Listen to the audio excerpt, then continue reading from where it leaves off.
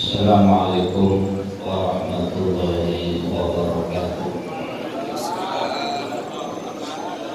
Alhamdulillah, alhamdulillahilladzi ja'ala ramadhana sayyida syuhur wa dha'afa lil muttaqina jazilal ujur, wassalatu wassalamu ala nabiyyil madrur wa ala alihi wa sahbihi min yawmina hadha ila yawmil ba'thi wal nusyur.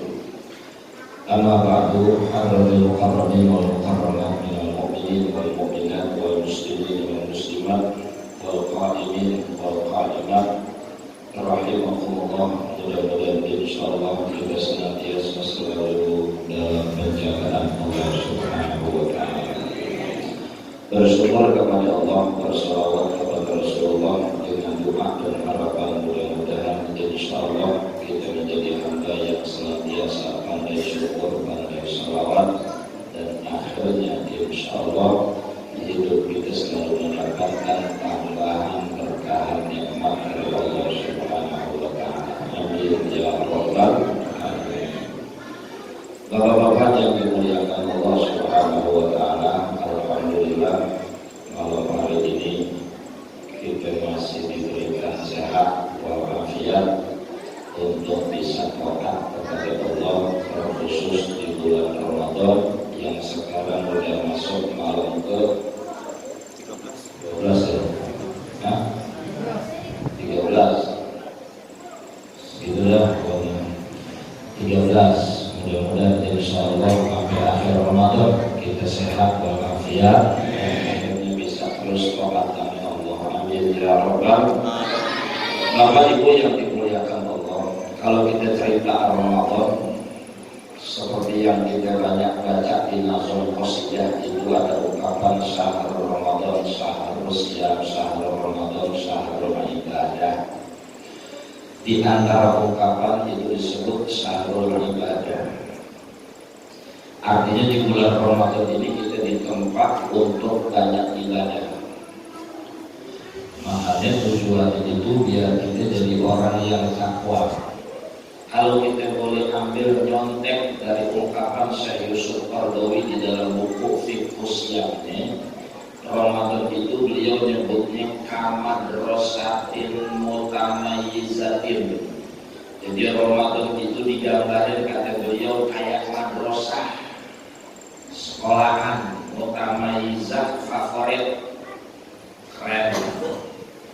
Jadi Ramadan itu lembaga pendidikan kata beliau. Berarti mafhumnya setiap bulan Ramadan seluruh umat Islam itu adalah di sekolah. Mau yang pejabat ke, mau yang rakyat ke, mau yang laki ke, mau yang perempuan ke, semuanya seluruh umat Islam kalau di bulan Ramadan berarti lagi sekolah. Karena madrasah ini nih. Siapa yang ajar Allah, kurikulumnya dia dari Allah. Siang puasa, malam tarawih, tadarusan biar rajin, sedekah biar doyan, iktikaf rajin, entar di ujung zakat bayar. Itu kurikulum tuh. Tujuannya la'allakum tattaqun, biar kita jadi orang takwa. Kadang-kadang saya suka merenungin Pak. Kadang-kadang coba dah, kadang-kadang kalau kita pikirin, kalau Ramadan tujuannya biar kita jadi orang takwa, puasa tujuannya biar kita jadi orang takwa. Kan itu udah sering banget ketemu Ramadan. Apalagi yang ada dua. Ramadan lagi, ya alhamdulillah. Kalau Ramadan tujuannya biar kita jadi orang yang takwa nih, mestinya kita umur segini ini udah jadi orang yang benar banget nih. Mestinya. Buktinya. Tapi buktinya kita belum jadi benar-benar banget. Tapi dikata jadi orang benar banget kagak. Dikata orang jadi orang normal kagak. Itu beda. Yang salah bukan puasanya, bukan Ramadan, bukan Qurannya. Tapi untungnya itu yang namanya ayat Quran la'allakum tattaqun, kalau kata orang untungnya pakai fi'il mudhari at-takun. Kan kalau fi'il mudhari kan kullu fi'lin yadullu ala amalin fi zamanin hadir awal mustaqbal, di zaman yang sekarang atau yang akan datang. Berarti mafhumnya andai-andai kita belum jadi orang takwa merah, besok kali, besok lusa kali, bulan besok lagi, tahun ini dulu, tahun besok kali. Artinya predikat ketakwaan itu kita belum sampai sekarang, tapi paling enggak menjelang kita pengen sekarang, ketakwaan kita udah dapat akhirnya, kita dimudahkan biar jadi orang gampang meninggal dan mati husnul khatimah. Amin. Ya Rabbal. Jadi cerita kalau kita ini sekolah. Nah, di antara bicara soal yang namanya hikmah, karena disebut lembaga pendidikan, atau tidak, kita ngomongin puasa. Kan belum-belumnya ada puasa, tarawih, tadarusan, infak, i'tikaf, sedekah, zakat, ada 7. Kita ngomongin puasa. Puasa itu di antara ibadah yang lain sama yang lain. Makanya kata Rasulullah, kullu amalin li ibni Adam. Semua amal Adam, semua amalan itu punya anak Adam itu buat mereka. Illa shaum, kecuali puasa. Dan memang puasa ada antiknya. Kalau puasa, kalau ibadah yang lain kelihatan. Kalau dia lagi ibadah, bayang, tahajud, baca Quran, wudu, kayak mau kelihatan. Bapak kemana? Ibu ayah kemana? Oh iya, tunggang tubi ini kelihatan. Apalagi umroh haji kelihatan dia. Orang yang berangkatnya 2 jangan terus jauh. Kelihatan dia. Tapi kalau puasa tidak kelihatan. Biar kata bapak pulang kerja, makan dulu, mampir dua tak juga. Begitu sampai rumah, ya pura-pura aja depan ini, tinggal lelap bibir, meludah mulut, jalan pada tewing. Paling kata ini, terus sabar, ngomong. Padahal bisa berkata, agak kelihatan dia mau puasa. Yang kedua di antara ibadah puasa yang lain soal niat. Coba deh. Kalau ibadah yang lain, amal niat itu rata-rata muqtarinan bi fi'li. Kalau kata ilmu fikih, berbarengan dengan kerjaan. Contoh, bayang Allah, mulut takbiratul ihram, niat jalan di hati. Allah, kan kalau usolli kan sunnah. Allah. Begitu takbiratul ihram niat jalan. Kayak mulai bisa 4 rakaat ikut imam, aduh Allah. Kosong ta'aruf ta'yin itu harus jalan di situ. Allah. Sama tayamum, wudu juga begitu juga. Begitu basuh muka. Nawaitul wudu'a li raf'il hadasil asghari fardhu lillahi ta'ala. Begitu jatuhin air aja. Jatuhin air, ini hati kudu jalan tuh. Talafuznya sunnah. Jadi muqtarinan bi fi'li, zakat nawaitu an ukhrija zakat al-fitri an nafsi fardhu lillahi ta'ala.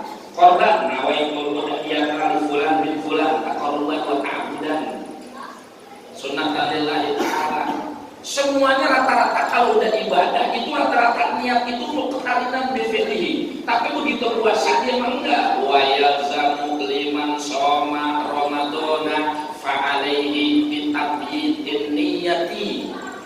Dan dilazimkan kepada orang yang pengen puasa di bulan Ramadan untuk menginapkan niatnya. Kerjaannya siang, niatnya malam, kan gak nyambung. Dia kudu tabyid. Tabyid itu nginepin niat. Batasnya sampai terbit fajar, subuh, imsak itu udah. Kalau udah subuh aja udah habis, kagak boleh. Jadi niatnya kudu malam dia. Kalau puasa sunnah kan kagak. Kalau puasa sunnah boleh sekagetan kalau puasa sunnah.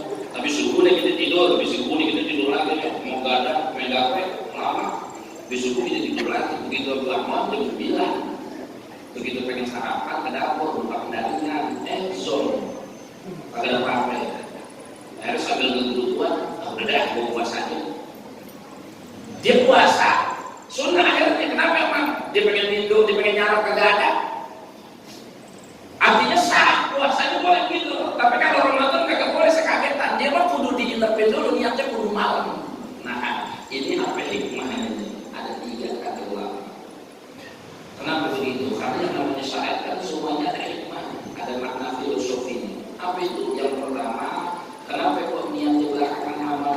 Kenapa niat di luar amal belakangan? Di antara lain itu ditahqiqil amal, biar amal lebih serius. Kalau udah bicara soal tahqiq, berarti bicara soal tarqiyah, peningkatan amal. Niat di belakang, niat di luar, kerja di belakangan, biar kualitas amalnya itu ada peningkatannya. Itu namanya sebagai isyarat kita yang namanya amal jangan stagnan. Mau ibadah apa aja jangan stagnan. Dulu masih pujakan begitu udah kawin berubah. Dulu punya pujakan terus bayar kayak begitu udah punya hak berubah berubah. Jadi jangan apa bayar kayak capung cebok begitu punya hak sih kayak capung cebok nggak. Dia perlu ada berubah, itu namanya tahqiqatul amal. Berarti ada tahqiq, ada keseriusan beramalnya ada. Makanya puasa juga begitu. Makanya ada tingkatan-tingkatan ibadah. Kalau puasa kita sering dengar saumul awam, saumul khusus. Kalau sholat 5 ada sholat, iqamus sholat, dawamus sholat, hifdzus sholat. Kalau Quran ada qiraatul Quran, ada tahsinul Quran, ada tahfizul Quran, ada amalul Quran. Semuanya ada tingkatan itu.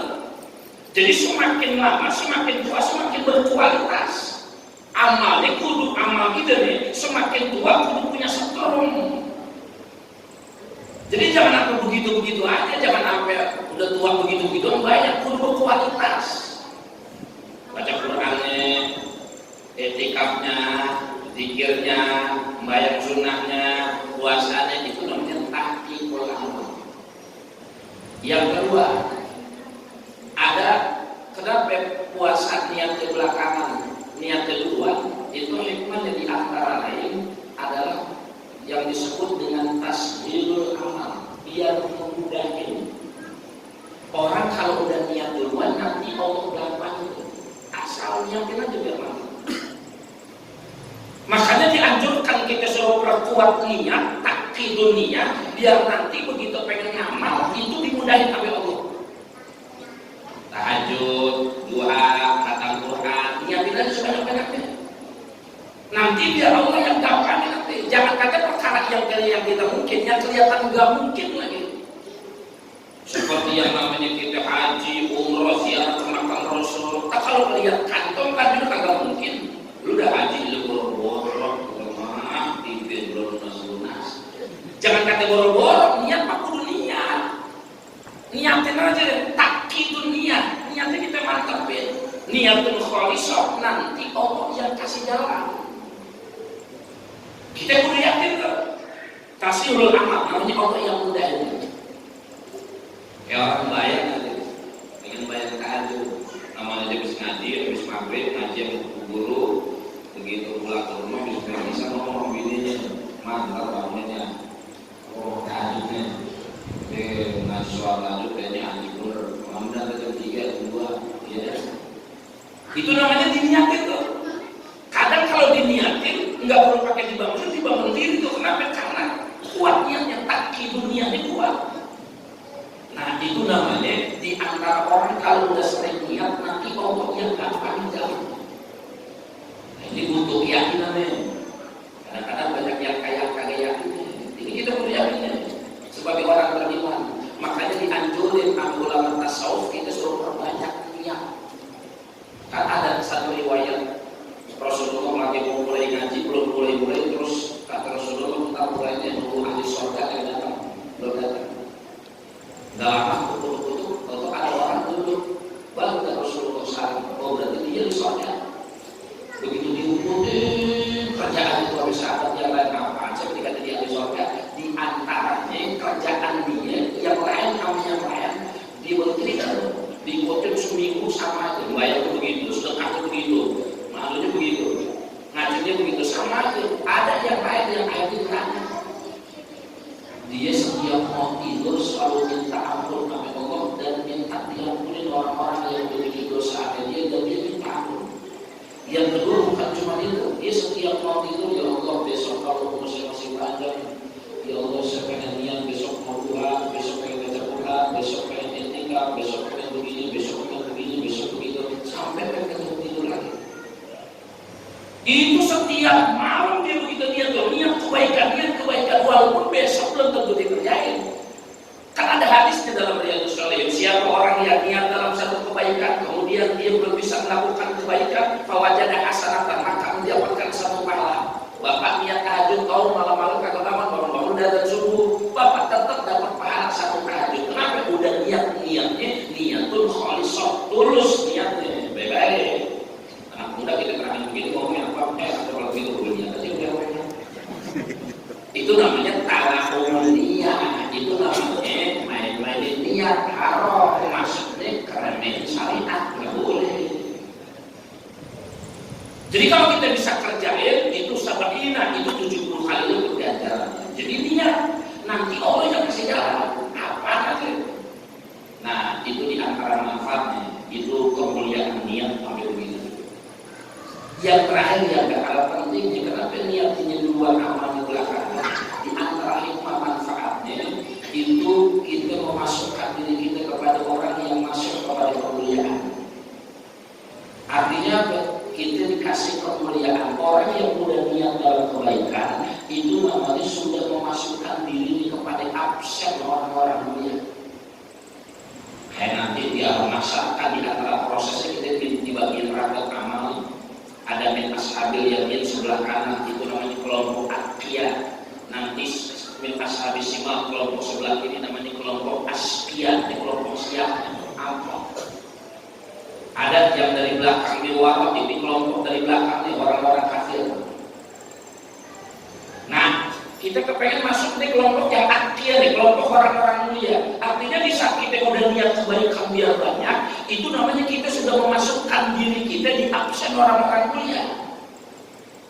Makanya pernah ada riwayat di dalam kitab Tanbihul Ghafilin, ada orang begitu diganti rapor amal, padahal dia belum haji, belum umroh, belum tawaf, tetap begitu dibagi rapor amal, contreng semua.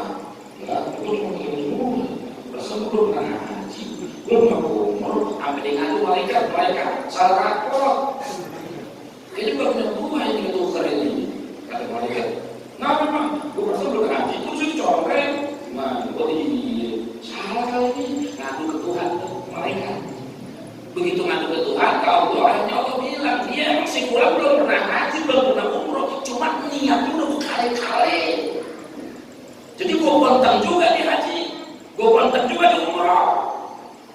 Itu dengan kemuliaannya tuh, tapi tadi niatul khalisatun, niatnya tulus sampai kita nangis banget melihat Ka'bah. Ya Allah, gue pengen banget, cuma Ka'bah tidak apa-apa. Nabi kusuran habis begitu doang kan. Pengen banget haji sampai nangis-nangis lihat Ka'bah, itu namanya beneran banget tadi dia. Nah yang begitu tuh udah dicatat sama Allah. Jadi andai kata Allah belum takdirin di dunia, tetap kita dapat kemuliaan. Itu namanya di saat orang selalu niat kebaikan, dia sudah masuk kepada absen orang-orang mulia. Makanya nggak pernah boleh lepasnya artinya, nggak pernah boleh lepas. Terakhir ada satu riwayat. Ini cerita yang masuk, cerita sebenarnya masuk nih. Sering dengar dari ustaz-ustaz kali. Pernah dengar orang ngeburu 99 orang kan? Orang yang pengen tobat, pengen jadi orang benar. Dia ngeburu 99 orang. Begitu ngeburu 99 orang, dia ketemu rahib. Rahib itu kalau kata kita ustaz dan dia enak ngomong. Dia nanya nih ustaz, kata, gue pengen tobat nih, tapi gue kerja nama, bagi nama, emang apa? Udah ngeburu 99 orang, tapi saya tahu kira-kira gimana? Wah, bisa beradongan, kalau kacau, akhirnya itu selalu dibunuh tuh ustaz yang pertama. Pas dengar cepet, nggak tamat jalan lagi nih. Begitu jalan lagi ketemu rahim kedua ustaz kedua ditanya, saya kepengen banget jadi orang berani, tapi saya bajingan banget. Kenapa emang 99 orang? Barusan 3 bulan batuk, cepet gitu. Tapi saya pengen menjadi orang benar, pengen tobat, kira-kira diterima gitu. Boleh diterima, rahmat Allah luas, maghfirah Allah luas, ampunan Allah luas. Allah maha menerima taubat, digirang banget. Cuma tolik ila arbin kada wa kada gitu. Ceritanya gitu lah. Kalau bahasa kita lu rugi tapi nih ke kampung mono, lu jangan di sini aja, lu kudu hijrah ke kampung mono, karena kampung mono orang soleh, baiknya rajin, ngajinya rajin, ke masjidnya rajin, biar lu keluaran, lu jangan di sini, lu kalau di sini koslet mulu, karena warga sini pada koslet semua, pengajian betul, sama ustaz benar, medan lu tersem, bisa begitu, jadi berbeda, dia nurut emang beda orang benar, dinamakan, begitu dia berangkat dia belum nyampe mati meninggal, ceritanya begitu kan hadisnya, meninggal, begitu meninggal. Malaikat rahmat kami malaikat azab turun dua. Itu malaikat rahmat kami malaikat azab turun. Kata malaikat azab ini jatah gue ini, karena dia dulu udah 100 orang gajinya brengsek banget manusia. Kata malaikat rahmat enggak dong, ini jatah gue karena dia orang bener pengen bertobat, pengen jadi orang bener. Kata malaikat azab enggak, orang ketahuan dibukti dari 100 orang jadi gue itu. Jadi malaikat azab malaikat rahmat itu berantem kalau kita pakai. Jadi kalau mati, akhirnya malaikat ngaku lagi ke Tuhan, ke Allah. Tuhan yang gimana urusan ini? Ini jadi siapa siapa nih? Malaikat azab, malaikat rahmat. Akhirnya kata Allah dalam riwayat tersebut, ukur. Kira-kira itu jenazah mayatnya dekatan kampung orang soleh atau dekatan kampung orang bawah? Diukur tuh. Akhirnya diukur tuh berdua. Ukur. Ternyata jasadnya jenazahnya dekatan kampung orang soleh. Kata malaikat rahmat tuh tapi di sekitar gak ada begini, cuma nambahin aja. Jadi balik jatah malaikat rahmat. Nah yang antik ceritanya yang jarang ada ceritanya ada di dalam satu kitab yang pernah saya baca. Itu berangkatnya orang yang pengen jadi orang benar itu masa sore berangkatnya. Sementara meninggalnya pas guru Syamsi terbenam matahari. Kalau pakai waktu sholat asar, berangkat pula meninggalnya maghrib. Sementara perjalanan yang dituju kampung seberang itu perjalanan sehari semalam kalau pakai onta, sehari semalam. Taruhlah biar gampang kita mikirnya, pakai onta sehari semalam. Sekarang kalau kita berangkat habis asar, pakai onta, jalan kaki berangkat habis asar, pengen ke Cianjur. Tahu-tahu maghrib udah meninggal. Coba dah mikirin deh. Kira-kira matinya masih deketan Jakarta atau udah deket Cianjur? Masih Jakarta. Orang makannya asar, orang maghrib udah meninggal. Kalau matinya subuh, kali udah jauh dikit. Paling kalau jalan kaki dari Pedurenan, paling banter. Kalau yang gancang jalannya, paling baru sampai Gadok. Gancangan dikit Cipayung. Tapi kalau yang rada reotan paling harus jelilitan, orang masuk loh, masih untuk ke Jakarta. Tapi kenapa kok begitu diukur dekat kampung orang soleh? Kalau dalam satu kitab, wa kulli batil ardu, buminya dilipat Allah begitu mendikur. Jadi ada jenazah dekat kampung orang soleh. Kenapa emang begitu? Karena dia niat kepengen jadi orang benar, udah niat banget. Taubatnya udah niat banget. Dia belum tahajud, belum sedekah, belum umroh, belum puasa, belum. Orang baru kepengen niat, tahu-tahu makan udah tewas. Tapi tetap dimasukin kepada absennya orang-orang mulia. Buktinya malaikat rahmat yang diizinin bawa rohnya. Nah, itulah kemuliaan. Makanya madama qalbu muta'alliqun bil imani wa tuqa, hati kita enggak boleh pasti kepengen jadi orang benar. Kapan kita jujur aja. Kita kan jadi orang Islam kan belum jadi Islam beneran. Belum. Kadang-kadang jadi Islam doang, bisa ngaku aja juga. Kadang-kadang cara dagangnya, cara berpolitiknya, cara berekonominya, cara berumah tangganya, cara ngomong bini, cara ngomong laki, cara didik anak-anak kita. Kadang-kadang belum Islam beneran. Nah Ramadan ini kan membentuk kita biar jadi orang Islam beneran. Walaupun kita belum jadi orang Islam beneran, kita jangan sampai putusin hati kita kepengen jadi orang bener. Jangan nyerah, jangan. Kita jujur belum jadi orang Islam beneran. Kenapa? Memang kadang-kadang kagak klop. Luaran tapi dalaman. Teriaknya Islam, cara berpolitiknya enggak. ngomongnya Islam cara pakai ekonominya enggak. Itu namanya gatlok. Luarnya bungkusan, casingnya Nokia, spare partnya Oppo. Kayak nyambung, bungkusin Samsung, dalamnya juga lama.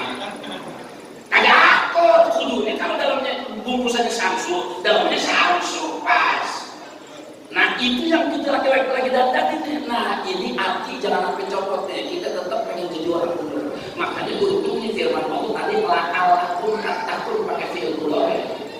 Nggak jadi orang benar sekarang besoknya lagi terus selamat. Kita jangan pernah meremehkan syariat agama. Ini saya tutup dengan kalimat man asal Islam azallah wa man kahanu faqad kahanu.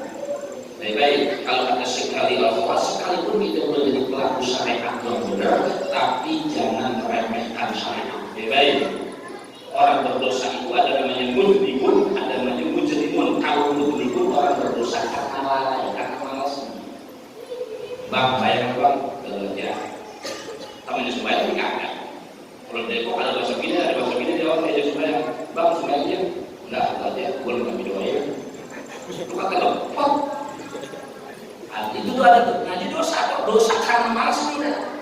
Ada lagi yang dia sembahyang pakai nama omongan begini. Bang, enggak, supaya begitu doang, gantung, habis cuci waktu. Ini kan berdoa, ini kan beristirahat tuh. Ini yang akan jaga begitu. Ini namanya meremehin syariatnya. Kalau nggak mau sembahyang aja, jangan pakai begitu aja deh mah. Gitu sembahyang, begitu aja, kerjaan begitu, banyak duitnya. Nah, ini namanya ngeremehin syariat. Beda-beda kalau orang yang ngeremehin syariat, orang yang suka memuliakan syariat, dia nanti dimuliakan hidup bahkan mati. Tapi orang yang suka ngeremehin syariat, walaupun kelihatan sekarang sehat lebih banyak, kita jangan pakai iri orang yang sering sembahyang. Kan kadang-kadang orang pakai iri, dia bayar berapa, nanti kalau lucu banyak banget dia kayak gitu. Kita sembahyang kita sembahyang bukan pengen kaya nyari berkah biar mulia begitu. Makanya nggak usah iri. Makanya ketika kita nggak pernah meremehkan syariat, kita sudah masuk dalam absen orang-orang mulia. Amin. Ya Rabbal Alamin. Karena hati-hati orang yang meremehkan syariat nanti ahanam Allah hinakan. Enggak hidupnya nanti mati. Yang dimaksud mati kata Syekh Sofyan At-Tauri aifi naz'il di dalam sekaratnya. Itu yang kita biru. Makanya kalau ada orang nanti susah hidup kagak mati kagak, bukan cuma karena punya ilmu. Ya kan kadang-kadang saya suka juga di Depok suka dipanggil sama orang masyarakat. Kan kalau masyarakat kan kalau punya kadang-kadang nggak tahu ya Ustaz dituntut bukan cuma di berbaca kitab, bukan cuma ceramah, bukan cuma ngaji, tapi seluruh plus transfer. Nah, itu saya sering dipanggil tuh kalau ada orang nanti susah. Apa omongan? Orang kampung pada begini. Ustaz, yang kau begini. Oh, saya mungkin berbeda juga Ustaz. Mereka saya kali dia punya ilmu dulu. Ada yang kedua lagi Ustaz. Kalau itu bapak saya nih, bapak berkata mudah. Tadi kan komnya, bapak saya tidak begini. Ini ibu saya begini. Kali udah susu. Ada lagi Ustaz, kalau anak saya anak rada mudahan nih, kali dia punya ilmu yang kata berijazah, kali dia punya mujarobat amalin. Oh, anak muda, pengen sakti, ngaji kagak, celeng. Banyak yang begitu tuh. Ustaz, ya. Jadi banyak orang mati susah, begitu-begitu aja rata-rata tuh. Karena susuk, karena punya pegangan, karena punya ilmu, kagak berijazah, begitu tuh rata-rata. Padahal bisa kejadian ada orang mati susah, mungkin masih sehatnya dulu suka meremehin puasa. Orang mati susah bisa kejadian karena dulu masih sehat dia suka meremehin sholat Jumat, suka meremehin sholat 5 waktu, suka meremehin ibadah di bulan Ramadan. Akhirnya matinya Allah susah itu. Makanya kata Syekh Sufyan, kata Syekh Ali Al-Khawas, sekalipun kita belum jadi pelaku syariat,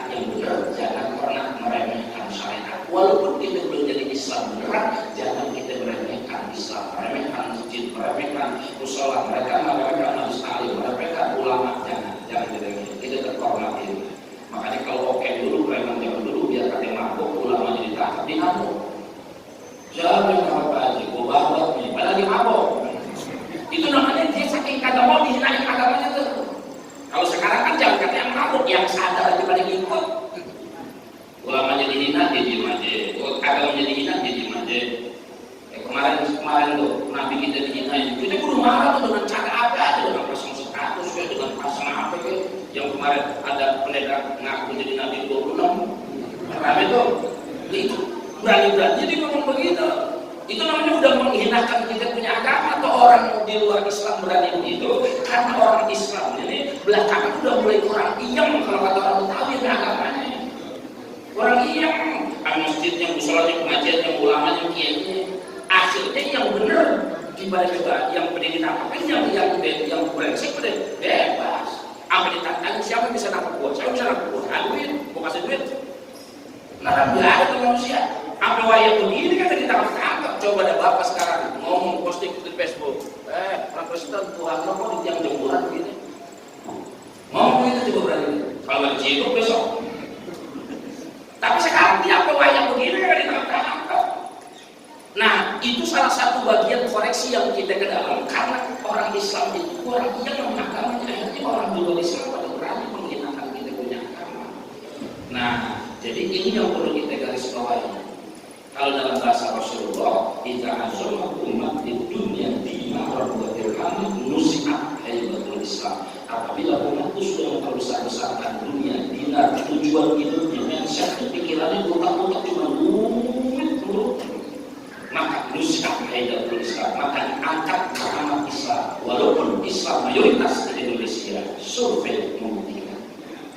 Nah, jadi sekali lagi usikum nafsi wa iyaya bittaqwa, itulah bagian yang paling penting buat kita di ibadah Ramadan, mendidik kita biar kita jadi orang Islam beneran. Walaupun sekarang kita bulan besok, hari besok bulan lusa, hari bulan ini bulan Ramadan, selama hati gak pernah copot dari iman takwa, insya Allah sebelum kita mati Allah kasih predikat takwa, akhirnya kita bisa mati muda, mati wangi, mati husnul khotimah, mati dengan tersenyum, yang akhirnya insya Allah kita masuk kepada kelompok orang-orang yang dimuliakan Allah Subhanahu wa Ta'ala. Amin ya rabbal alamin. Ini saja akhirul kalam. Wassalamualaikum warahmatullahi wabarakatuh.